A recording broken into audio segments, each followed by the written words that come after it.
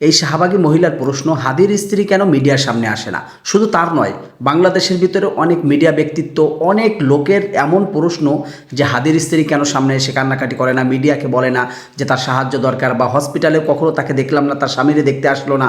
মানে এরকম ধরনের অনেক প্রশ্ন আপনার মনেও লুকায়িত আছে মনে হয়, যে তার স্ত্রী কেন মিডিয়াতে আসে না, হসপিটালে দেখতে যায় না, তাকে দেখতে আসে না, এটা কেন মিডিয়াতে দেখলাম না? কারণ গায়রতবান পুরুষের স্ত্রীরা ঠিক এমনই হয়, তারা গায়রতের কখনোই খেয়ানত করতে চায় না। অর্থাৎ যারা সঠিকভাবে পর্দা করে, আল্লাহকে ভালোবাসে, তারা জানে যে আমি মিডিয়ার সামনে আসলাম, মিডিয়ার সামনে মানুষের কাছে কিছু কথা তুলে ধরলাম, সেটা দ্বারা আমার ফায়দা কতটুকু হবে এটা সে ভালো করেই জানে।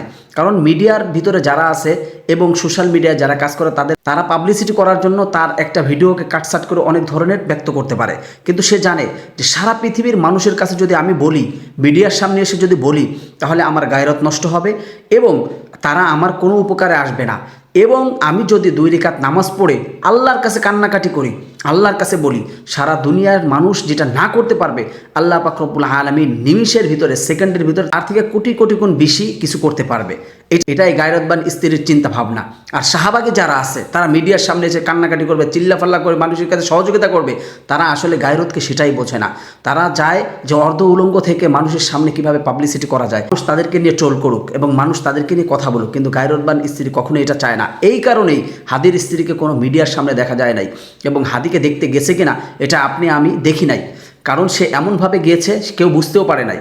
আর সে একমাত্র আল্লাহর কাছেই চাইতেছে যে হাদিকে তার কাছে যেন আবার আল্লাহ পাক রব্বুল আলামিন সুস্থভাবে ফিরিয়ে দেয়।